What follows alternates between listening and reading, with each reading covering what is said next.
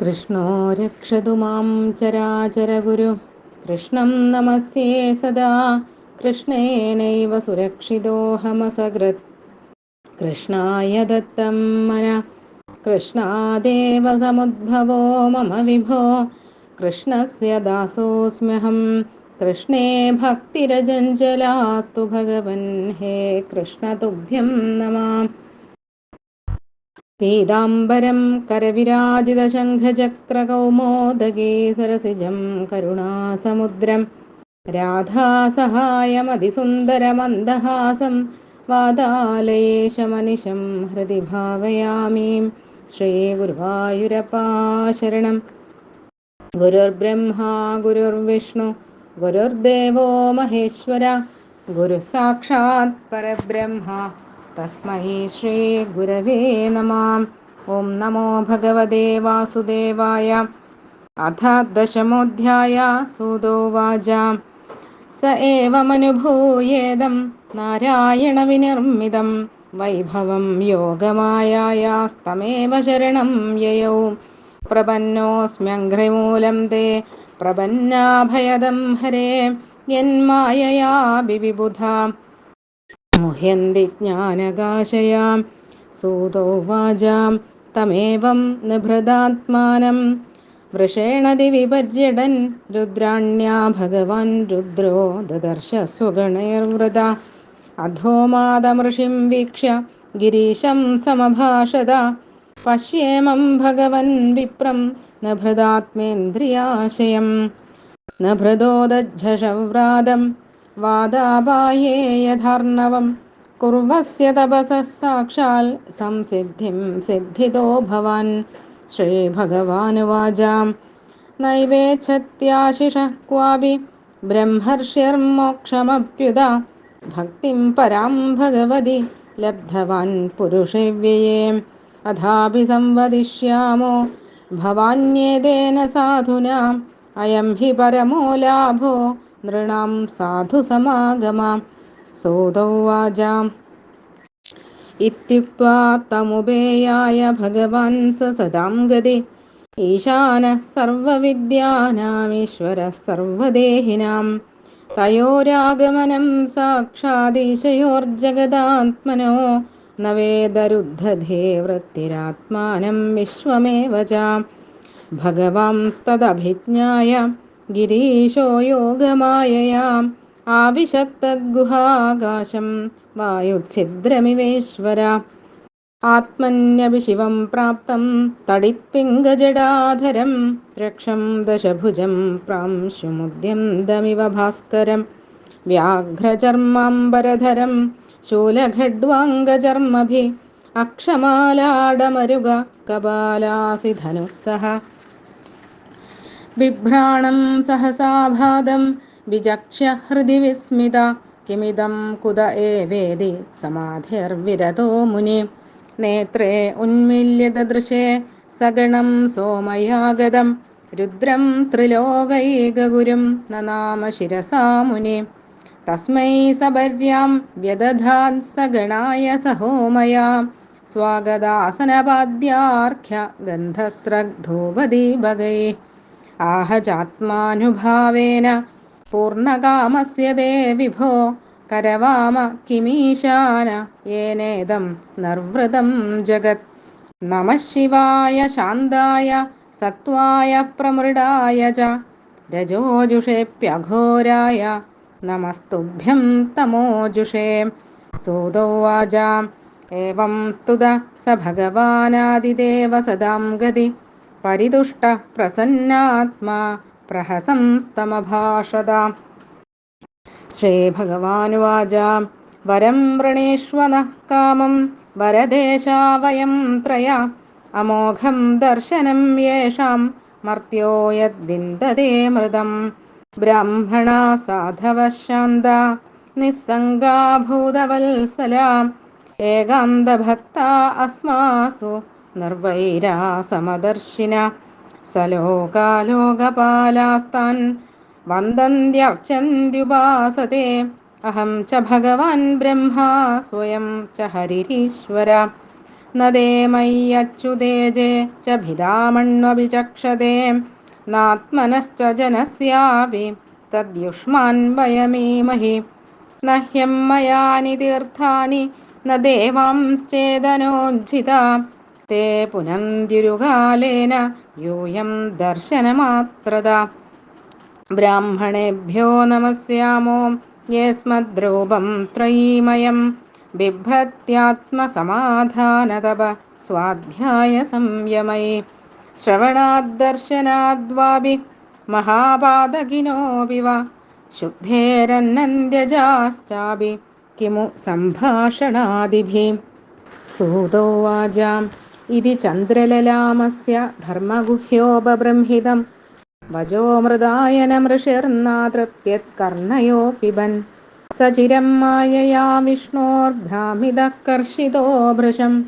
शिववागमृतध्वस्तक्लेशपुञ्जस्तमब्रवीत् ऋषिरुवाच अहो ईश्वरचर्येयं दुर्विभाव्या शरीरिणां यन्न मन्दीशितव्यानि स्तुवन्ति जगदीश्वरा धर्मं ग्राहयितुं प्राय प्रवक्तारश्च देहिनाम् आचरन्त्यनुमोदन्ते क्रियमाणं स्तुवन्ति च नैतावता भगवता स्वमायामयवृत्तिभिः न दुष्येदानुभावस्तेर्मायिन कुहकं यथा सृष्ट्वेदं मनसा विश्वमात्मनानुप्रविश्य गुणैः कुर्वद्भिराभाति कर्तेव स्वप्नदृक् यथा तस्मै नमो भगवते त्रिगुणाय गुणात्मने केवलाय अद्वितीयाय गुरवे ब्रह्ममूर्तये कं वृणेनु परं भूमन् वरं त्वद्वरदर्शनात् यद्दर्शनात् पूर्णकाम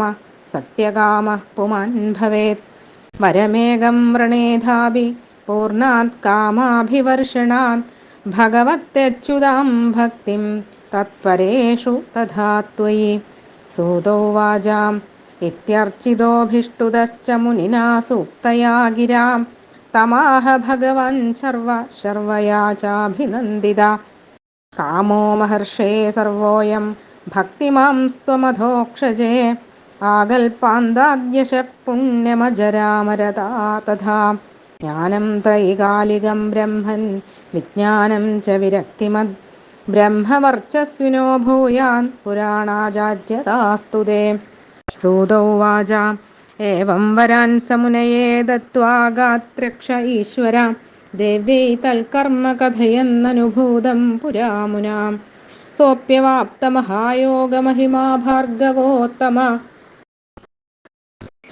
विचरत्यधुनाप्यद्धा हरावेगान्तदां गदा अनुवर्णितमेतत्ते मार्कण्डेयस्य धीमता अनुभूतं भगवतो माया वैभवमद्भुतम् एतत् केचिद विद्वांसो माया संसृतिमात्मन अनाद्यावर्तितं नृणां कदाचिल्कं प्रचक्षते य एवमेतद्भृगुवर्यवर्णितं रथाङ्गपाणेरनुभावभावितं संश्रावयेत् संशृणुयादुताहुभौ तयोर्न कर्माशय संसृतिर्भवेत् श्रीकृष्णाय नमः इति श्रीमद्भागवते महापुराणे पारमहंस्यां संहितायां द्वादशस्कन्धे दशमोऽध्यायः सर्वत्र गोविन्दनामसङ्कीर्तनं गोविन्द गोविन्द गुरुर्ब्रह्मा गुरुर्विष्णु गुरुर्देवो महेश्वरः गुरुः साक्षात् परब्रह्म तस्मै श्रीगुरवे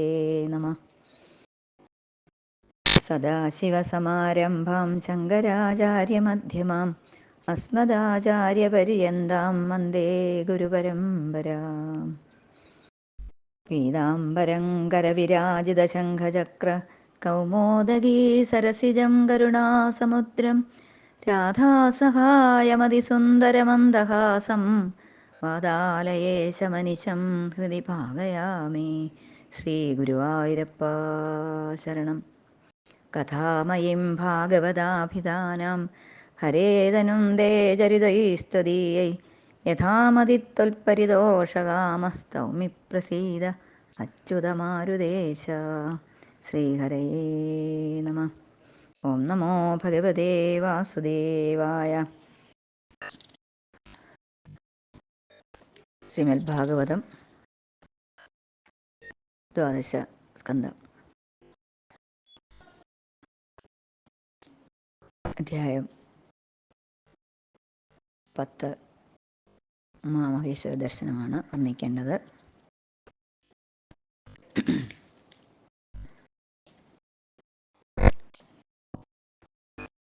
കഴിഞ്ഞ അധ്യായത്തിൽ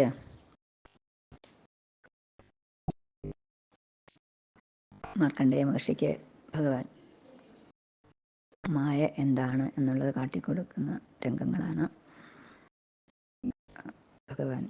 ഭഗവാനെ സ്തുതിച്ച് ഭഗവാൻ പ്രത്യക്ഷപ്പെടുന്നതും ഭഗവാനോട് മായ ഒന്ന് കണ്ടാൽ കൊള്ളാമെന്നുണ്ട് എന്ന് മാർക്കണ്ഡേയ മഹർഷി പറയുന്നു. അങ്ങനെ മായ എന്താണെന്നുള്ളത് ഭഗവാൻ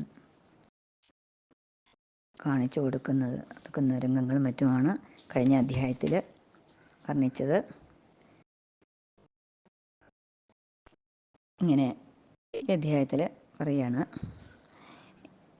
ഇങ്ങനെ ഭഗവാന്റെ യോഗമായ വൈഭവത്തെ അനുഭവിച്ച മാർക്കണ്ഡേയ മഹർഷി ഭഗവാനെ തന്നെ ശരണം പ്രാപിച്ചു. മഹാപ്രഭോ, ആശ്രയിച്ചവരുടെ ഭയം തീർത്തനുഗ്രഹിക്കുന്ന അങ്ങയുടെ പാതാരവിന്ദങ്ങളെ ഞാൻ സർവാത്മനാ ശരണം പ്രാപിക്കുന്നു. അവിടുത്തെ യോഗമായ വാസ്തവമല്ലെങ്കിലും സത്യമെന്ന പോലെ തോന്നപ്പെടുന്നതിനാൽ വിദ്വാൻമാർ പോലും മോഹിച്ചു പോകുന്നു. ഇങ്ങനെ മനസ്സുകൊണ്ട് നിശ്ചയിച്ച് മനസ്സിനെ ആത്മാവിലടക്കി ധ്യാനനിഷ്ഠയിൽ മുഴുകിക്കഴിയാൻ തുടങ്ങി. അങ്ങനെ ധ്യാനത്തിൽ ഉറച്ചിരിക്കുന്ന മഹർഷിയെ ആകാശത്തിലൂടെ പാർവതീ സമേതനായി സഞ്ചരിക്കുന്ന പരമശിവൻ കണ്ടു. ദേവി ശ്രീപരമേശ്വരനോട് പറഞ്ഞു, ഭഗവാനെ, ഇന്ദ്രിയങ്ങളും മനസ്സുമടക്കി ധ്യാനത്തിൽ ലീനനായിരിക്കുന്ന ഈ മഹർഷിയെ നോക്കൂ. കാറ്റടങ്ങി നിശ്ചലമായ സമുദ്രത്തെപ്പോലെ ശാന്തനായി ശോഭിക്കുന്ന ഇദ്ദേഹത്തിന് അഭീഷ്ടവരങ്ങൾ നൽകി അനുഗ്രഹിച്ചാലും തപസ്സുകൾക്ക് തപഫലം നൽകി അനുഗ്രഹിക്കുന്ന കരുണാനിധിയാണല്ലോ അവിടുന്ന്. പരമശിവൻ മറുപടി പറഞ്ഞു, പാർവതി, നാശരഹിതമായ ഭഗവാനിൽ ഉത്കൃഷ്ട ഭക്തി കൊണ്ട് നിർവൃതനായി കഴിയുന്ന ഈ ബ്രഹ്മർഷിക്ക് യാതൊന്നിലും മോക്ഷത്തിൽ പോലും ആഗ്രഹമില്ല. അങ്ങനെയാണെങ്കിലും നമുക്ക് ഇദ്ദേഹത്തോട് സംസാരിക്കാം. സജ്ജന സംസർഗം വലിയൊരു നേട്ടം തന്നെയാണല്ലോ. ഇങ്ങനെ ദേവിയോട് അരുളി ചെയ്ത് സജ്ജനങ്ങളുടെ പ്രാപ്യസ്ഥാനവും സകല വിദ്യകളുടെയും ഉറവിടവും എല്ലാ ജീവന്മാരുടെയും നിയന്താവുമായ ശ്രീപരമേശ്വരൻ മഹാദേവിയോടൊന്നിച്ച് മഹർഷിയുടെ മുൻപിൽ എത്തിച്ചേർന്നു. ചിത്തവൃത്തികൾ സമ്പൂർണമായി അടങ്ങിയിരുന്നതിനാൽ മാർക്കണ്ഡേയൻ അവർ മുൻപിൽ വന്ന് നിന്നിട്ടും അറിഞ്ഞില്ല. അത് മനസ്സിലാക്കിയ ശിവൻ യോഗമായ പ്രഭാവത്താൽ മഹർഷിയുടെ ഹൃദയാകാശത്തിൽ പ്രവേശിച്ചു. ഇടിമിന്നൽ പോലെ ശോഭിക്കുന്ന ജടാഭാരത്തോടും 3 തൃക്കണ്ണുകളോടും 10 തൃക്കൈകളോടും ഉയരമുള്ള ശരീരത്തോടും ഉദിച്ചുയർന്ന സൂര്യനെപ്പോലെ തേജസ്സോടും കൂടിയവനും പുലിത്തോൽ വസ്ത്രമായി ധരിച്ചവനും ശൂലം, ഖഡ്വാംഗം, പരിച, ജപമാല, ഉടുക്ക്, കപാലം, വാൾ, വില്ല് എന്നിവ ധരിച്ചവനുമായ ശ്രീപരമേശ്വരനെ ഹൃദയത്തിൽ പ്രത്യക്ഷമായി കണ്ട മാർക്കണ്ഡേയ മഹർഷി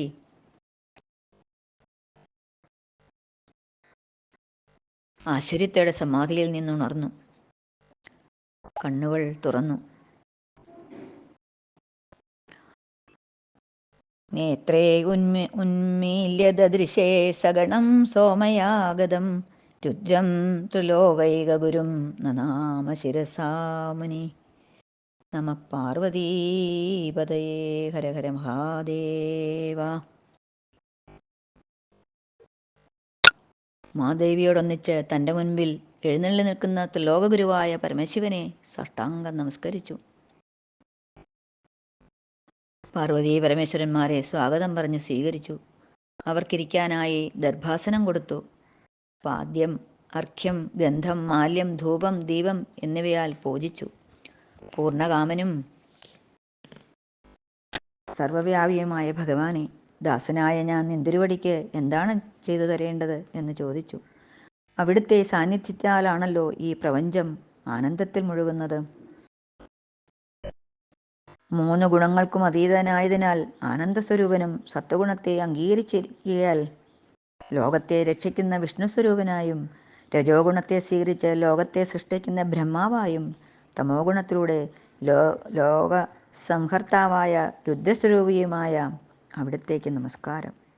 ഇങ്ങനെ മാർക്കണ്ഡേയ മഹർഷി സ്തുതിച്ചപ്പോൾ ആദിദേവനും സജ്ജനങ്ങളുടെ രക്ഷിതാവുമായ മഹാദേവൻ പ്രസന്നനായി മന്ദഹാസത്തോടെ അരുളി ചെയ്തു: ബ്രഹ്മാ വിഷ്ണു മഹേശ്വരന്മാരായ ഞങ്ങൾ 3 പേരും ഭക്തന്മാർക്ക് അഭീഷ്ടവരം നൽകി അനുഗ്രഹിക്കുന്നവരാണ്. ഞങ്ങളുടെ ദർശനം ഒരിക്കലും നിഷ്ഫലമായിത്തീരില്ല. ഞങ്ങളുടെ ദർശനത്താൽ ജനങ്ങൾക്ക് അമൃതാനുഭൂതി പോലും സുലഭമാണ്. അതിനാൽ മുനെ, അങ്ങ് ആഗ്രഹിക്കുന്ന വരം സ്വീകരിച്ചുകൊള്ളൂ. സദാചാരനിഷ്ഠന്മാരും ശാന്തന്മാരും നിസ്സംഗന്മാരും എല്ലാ ജീവജാലങ്ങളെയും സ്നേഹിക്കുന്നവരും ഞങ്ങൾ 3 പേരിലും ബ്രഹ്മാവിഷ്ണു മഹേശ്വരന്മാരിൽ നിഷ്കാമഭക്തരുമായ ബ്രാഹ്മണർ, ആരിലും വൈരമില്ലാത്തവരും പ്രപഞ്ചവസ്തുക്കളെയെല്ലാം പരമാത്മസ്വരൂപേണ കാണുന്നവരുമാണ്. അതിനാലാണ് ലോകരും ലോകപാലന്മാരും ഞാനും ബ്രഹ്മാവും ഭഗവാൻ ശ്രീഹരി പോലും ബ്രാഹ്മണരായ നിങ്ങളെ പൂജിക്കുകയും വന്ദിക്കുകയും ചെയ്യുന്നത്. വെറും ജലം മാത്രമായ സരസ്സുകളോ നദികളോ അല്ല ശരിയായ തീർത്ഥങ്ങൾ. ചൈതന്യമില്ലാത്ത വിഗ്രഹങ്ങളുമല്ല ദേവന്മാർ. ആ തീർത്ഥങ്ങളും വിഗ്രഹത്തിലെ ദേവന്മാരും വളരെ കാലത്തെ ഉപാസന കൊണ്ടേ ജീവനെ ശുദ്ധീകരിക്കൂ. അങ്ങേപ്പോലെയുള്ള മഹാത്മാക്കൾ ദർശനമാത്രത്താൽ ശുദ്ധീകരിക്കുന്നവരാണ്. ത്രിമൂർത്തികളായ ഞങ്ങളുടെ പരമാർത്ഥ സ്വരൂപമാണ് വേദം. അതിനെ തപസ്, സ്വാധ്യായം, ഇന്ദ്രിയനിഗ്രഹം, സമാധി എന്നിവ കൊണ്ട് ധരിക്കുന്ന ബ്രാഹ്മണരെ ഞങ്ങൾ നമസ്കരിക്കുന്നു. പരമജ്ഞാനികളായ അങ്ങയെപ്പോലെയുള്ള ഉത്തമ ബ്രഹ്മർഷികളെപ്പറ്റി കേൾക്കുകയോ നിങ്ങളെ കാണുകയോ ചെയ്താൽ പരമ പാപികൾ പോലും ശുദ്ധരായിത്തീരുന്നു. ആ സ്ഥിതിക്ക് സംഭാഷണം ചെയ്യാൻ കൂടി സാധിച്ചാലുണ്ടാകുന്ന അനുഭവത്തെ പ്രത്യേകം പറയേണ്ടതുണ്ടോ?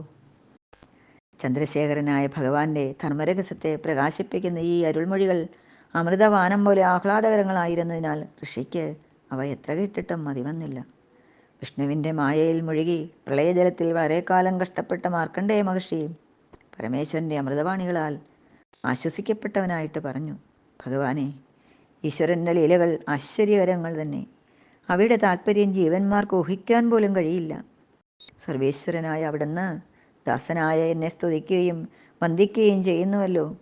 ജീവന്മാർക്ക് ധർമ്മോപദേശം ചെയ്യുന്ന നിന്തിരുവടി മറ്റുള്ളവർക്ക് മാതൃകയായിത്തീരാൻ വേണ്ടി ധർമ്മം സ്വയം ആചരിക്കുകയും ധർമാചരണം ചെയ്യുന്നവരെ സ്തുതിക്കുകയും അനുമോദിക്കുകയും ചെയ്യുന്നു. മായാശക്തിയെ അംഗീകരിച്ച് ലോകത്തിൻ്റെ സൃഷ്ടിസ്ഥിതി സംഹാരങ്ങൾ നടത്തുന്ന നിന്തിരുവടിയുടെ ഈ വക പ്രവൃത്തികൾ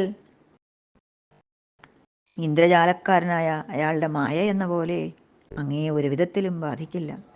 മനസ്സിലെ സങ്കല്പമാത്രത്താൽ സ്വപ്നതുല്യമായ ഈ പ്രപഞ്ചത്തെ സൃഷ്ടിച്ച് അതിൽ പ്രവേശിച്ച് 3 ഗുണങ്ങളിലൂടെ പലവിധ ലീലകളും നടത്തുന്നവനായി അങ്ങ് അജ്ഞരുടെ ദൃഷ്ടിയിൽ തോന്നപ്പെടുകയാണ്. സ്വപ്നം കാണുന്നവന് സ്വപ്നാനുഭവങ്ങളോടുള്ള ബന്ധം വെറും മായ മാത്രമാണല്ലോ. അതുപോലെയാണ് നിന്തിരുവടിക്ക് ഈ പ്രപഞ്ചമായുള്ള ബന്ധം. സത്വം, രജസ്, തമസ് എന്നീ 3 ഗുണങ്ങളെ വ്യാപരിപ്പിക്കുന്ന അന്തര്യാമിയും ആനന്ദസ്വരൂപനും തന്നിൽ നിന്നന്യമായി മറ്റൊന്നുമില്ലാത്തവനുമാണ് അവിടുന്ന്. ഈ പരമാർത്ഥത്തെ പ്രകാശിപ്പിക്കുന്ന വേദത്തെ ഉപദേശിച്ച പരമഗുരുവും പരബ്രഹ്മസ്വരൂപിയുമായ അവിടുത്തേക്ക് നമസ്കാരം. സർവവ്യാപിയായ ഭഗവാനെ, സർവശ്രേഷ്ഠനായ അവിടുത്തെ ദർശനഭാഗ്യമല്ലേ സർവോത്കൃഷ്ടമായ വരം. ആ വരം ലഭിക്കാൻ ഭാഗ്യമുണ്ടായവർ പൂർണ്ണകാമനും സത്യസങ്കല്പനുമായി തീരും. അപ്രകാരമുള്ള നിന്തിരുവടിയിൽ നിന്ന് വേറെ എന്തെങ്കിലും വരം ബുദ്ധിമാന്മാരായ ആരെങ്കിലും ആവശ്യപ്പെടുമോ? എങ്കിലും സർവത്ര നിറഞ്ഞവനും ഭക്തന്മാരുടെ സർവാഭിഷ്ടങ്ങളെയും വർഷിച്ചു കൊടുക്കുന്നവനുമായ അങ്ങയിൽ നിന്ന് ഒരു വരം ഞാൻ വരിക്കാം. നാശരഹിതനായ ഭഗവാൻ ശ്രീഹരിയിലും നിന്തിരുവടിയിലും ഭക്തന്മാരിലും എനിക്ക് ഉറച്ച ഭക്തി ഉണ്ടാവണം. അതിനെന്നെ അനുഗ്രഹിച്ചരുളിയാലും. ഇങ്ങനെ മാർക്കണ്ഡേയ മഹർഷി പരമശിവനെ സ്തുതിക്കുകയും ആരാധിക്കുകയും ചെയ്തു. പാർവതിയാൽ അഭിനന്ദിക്കപ്പെട്ടുകൊണ്ട് പരമശിവൻ അരുളി ചെയ്തു: മഹർഷി, അങ്ങയ്ക്കിപ്പോൾ തന്നെ ഭഗവാൻ ശ്രീഹരിയിൽ ഉറച്ച ഭക്തിയുണ്ട്. അതിനാൽ അങ്ങ് ആഗ്രഹിക്കുന്നതെല്ലാം നിഷ്പ്രയാസം സാധിക്കും. അങ്ങയ്ക്ക് കൽപ്പാവസാനം വരെ നീണ്ടു നിൽക്കുന്ന ദീർഘായുസ്സും കീർത്തിയും ഉണ്ടാവും. അങ്ങയെ ജരാനരകൾ ബാധിക്കില്ല. അങ്ങയ്ക്ക് ഭൂതവർത്തമാന ഭാവി കാലങ്ങളിലെ ജ്ഞാനമുണ്ടാവും. വൈരാഗ്യത്തോടു കൂടിയ അനുഭവജ്ഞാനവും ബ്രഹ്മതേജസ്സും അങ്ങയ്ക്കുണ്ടാവട്ടെ. അങ്ങ് പുരാണാചാര്യനുമായി ഭവിക്കും. പ്രകാരമുള്ള വരങ്ങളെല്ലാം കൊടുത്ത് പരമശിവൻ പാർവതീദേവിയോടൊന്നിച്ച് കൈലാസത്തിലേക്ക് പോയി. മാർക്കണ്ഡേയ മഹർഷിക്കുണ്ടായ മായാനുഭവത്തെപ്പറ്റി പാർവതിക്ക് പറഞ്ഞു കൊടുക്കുകയും ചെയ്തു. ഇങ്ങനെ യോഗപ്രഭാവത്തെ നേടിയവനും ഭാർഗവവംശജനുമായ മാർക്കണ്ഡേയ മഹർഷി ഭഗവാനിൽ ഏകാന്ത ഭക്തി ലഭിച്ചവനായി ലോകത്തിൽ നിസ്സംഗനായി ഇപ്പോഴും സഞ്ചരിച്ചുകൊണ്ടിരിക്കുന്നു. സൂതൻ ശൗനക മഹർഷിയോട് പറയുന്നു, മുനെ, മാർക്കണ്ഡേയ മഹർഷിക്കുണ്ടായ മായാദർശന വൈഭവം അങ്ങയുടെ ചോദ്യത്തിന് മറുപടിയായി ഞാൻ പറഞ്ഞു തന്നു. അദ്ദേഹത്തിന് അനുഭവപ്പെട്ട പ്രളയം ക്ഷണമാത്രം കൊണ്ട് നടന്നതാണ്. അതിൻ്റെ വാസ്തവ തത്വത്തെ അറിയാത്തവരാണ് ആ പ്രളയം സത്യമാണെന്നും വളരെ കാലം നീണ്ട അനുഭവമാണെന്നും പറയുന്നത്. ക്ഷണനേരം കൊണ്ട് അദ്ദേഹത്തിന് അനേക ലക്ഷക്കണക്കിന് വർഷങ്ങളിലെ അനുഭവങ്ങളുണ്ടായതായി തോന്നിയെന്ന് മാത്രം. ഭഗവാന്റെ മാഹാത്മ്യത്തെ പ്രകാശിപ്പിക്കുന്ന ഈ മാർക്കണ്ഡേയ ചരിത്രം കേൾക്കുന്നവർക്കും കേൾപ്പിക്കുന്നവർക്കും കർമാവസാന സ്വരൂപമായ സംസാരാനുഭവം ഉണ്ടാവില്ല. ഇത്രയും പറഞ്ഞുകൊണ്ടാണ് ഈ അധ്യായം ഉപസംഹരിക്കുന്നത്. എൻ്റെ എല്ലാ വാക്കുകളും ഭഗവാന്റെ പദാരവിന്ദത്തിൽ അർച്ചനമലരായി അർപ്പിക്കുന്നു. സർവത്ര ഗോവിന്ദനാമ സങ്കീർത്തനം. ഗോവിന്ദ ഗോവിന്ദ. കായേന വാചാ മനസേന്ദ്രിയൈർവാ ബുദ്ധ്യാത്മനാ വാ പ്രകൃതേ സ്വഭാവാൽ കരോമി യദ്യൽ സകലം പരസ്മൈ നാരായണായേതി സമർപ്പയാമി. സർവം നാരായണായേതി സമർപ്പയാമി.